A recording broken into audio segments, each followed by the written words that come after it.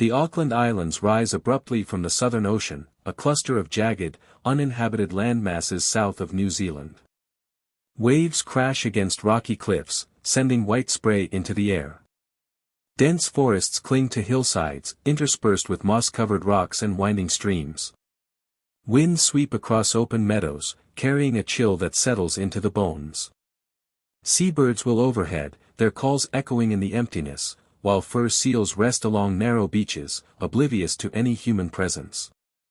The island's isolation is evident in every detail: no signs of settlement, no smoke on the horizon, no sound beyond the wind and surf. Here, the world narrows, and time seems measured only by the movement of clouds and tides. In 1864, the Invercauld set sail from England under Captain Edwin Price. The vessel carried a crew of 25 men and boys, primarily experienced seamen accustomed to long voyages, though some were apprentices learning the trade. The ship's purpose was commercial, transporting supplies and returning with cargo from the South Pacific. Records indicate the crew had navigated harsh seas before, yet the Southern Ocean presented conditions even the most seasoned sailors rarely faced. The Invercauld was a wooden bark, typical of its era, reliant on sails, ropes, and the careful management of wind and currents. Supplies were stored below deck, preserved food, barrels of water, and basic medical provisions. Tools for repair and small arms for protection were standard, though nothing could fully prepare a crew for extended exposure to extreme isolation or the sudden failure of the vessel itself. As the ship approached the subantarctic latitude of the Auckland Islands, fog and unpredictable weather compounded the challenge. Navigational charts existed, but the island's coasts were poorly documented.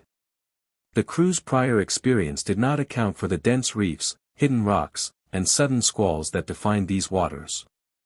Their skills would soon be tested against both nature and circumstance, revealing the fine line between disciplined seafaring and disaster.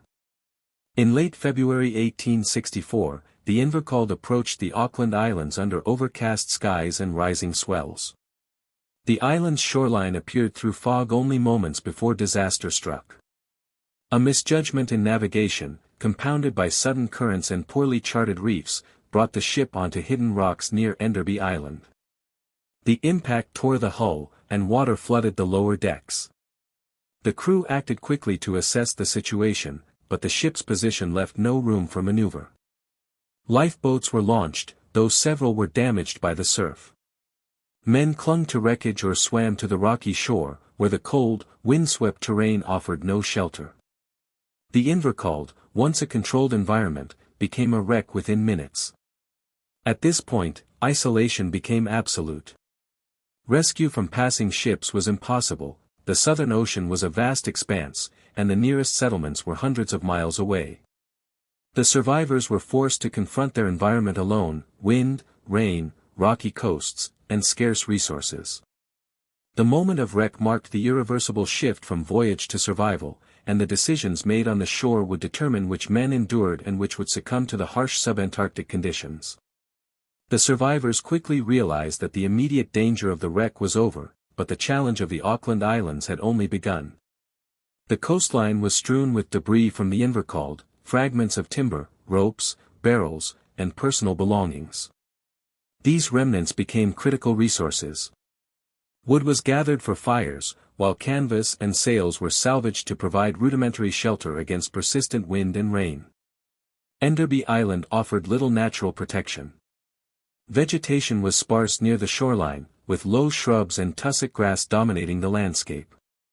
Inland, denser forests of southern rata and scrub existed, but navigating them was slow and exhausting. Survivors constructed lean-tos against rocky outcrops or within small groves. Some used pieces of the wreck itself to support walls or roofing. The goal was simple: create a dry space to sleep and stay warm. Food required immediate attention. Native birds such as the Auckland Island teal, and occasional seals, were hunted where possible. The survivors quickly learned to prioritize high-calorie sources. Foraging was intermittent and often dangerous. Slippery rocks and strong tides made coastal hunting hazardous. Water was obtained from small streams, though heavy rainfall sometimes contaminated them with silt or debris. A systematic routine emerged out of necessity. Men rotated duties, gathering firewood, hunting, tending shelters, and preserving any perishable food. Fire became the central element of survival.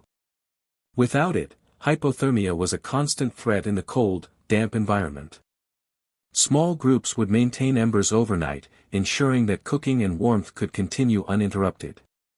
Psychological survival was as critical as physical endurance. The isolation was total, there were no passing ships and no external communication. Men relied on routine and practical focus to maintain cohesion. Discipline became vital, without structure, despair could take hold. The shipwrecked men observed the weather, the tides, and the movement of animals, marking time through these natural rhythms. As days became weeks, their familiarity with the island grew. They learned which areas provided shelter, which animals were easiest to hunt, and how to navigate the rugged terrain safely. Yet, even as efficiency improved, the unpredictability of storms and cold nights kept constant pressure on their resilience. Every action carried risk, and every mistake could result in injury or death. Survival demanded vigilance, endurance, and careful adaptation. Despite their growing adaptation, the survivors could not escape the relentless challenges of the Auckland Islands. Harsh weather intensified in the austral winter. Cold rains drenched clothing and shelters, and high winds battered makeshift structures. Hypothermia became a constant threat, and damp conditions accelerated fatigue and illness. Food scarcity became acute. Hunting yielded inconsistent results, and native birds or seals could not always meet caloric needs. Foraging offered little relief, the limited edible vegetation could not sustain the crew for long periods. Malnutrition set in, weakening bodies and dulling minds. Simple injuries, a cut from sharp timber, a fall on slippery rocks, often became dangerous. Infection could spread unchecked, as no medical supplies remained intact. Psychological strain deepened. Isolation and uncertainty weighed heavily, magnifying fear and tension. Conflicts occasionally erupted among survivors over food distribution or shelter location.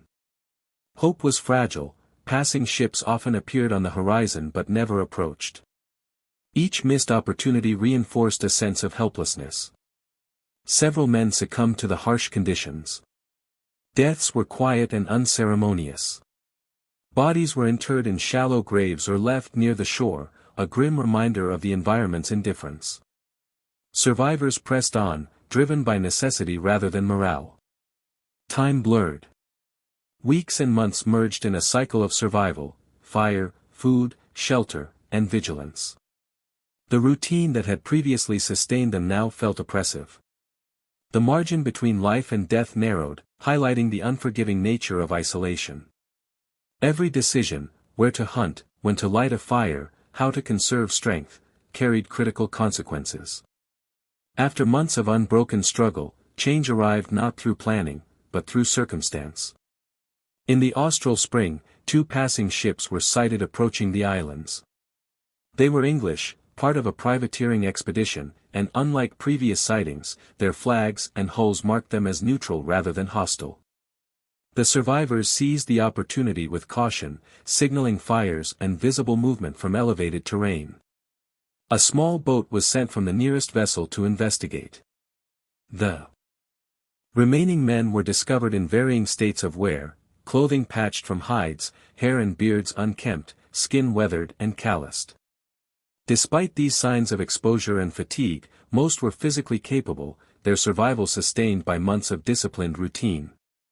The crew provided immediate assistance, food, fresh water, and clothing, stabilizing those weakened by malnutrition.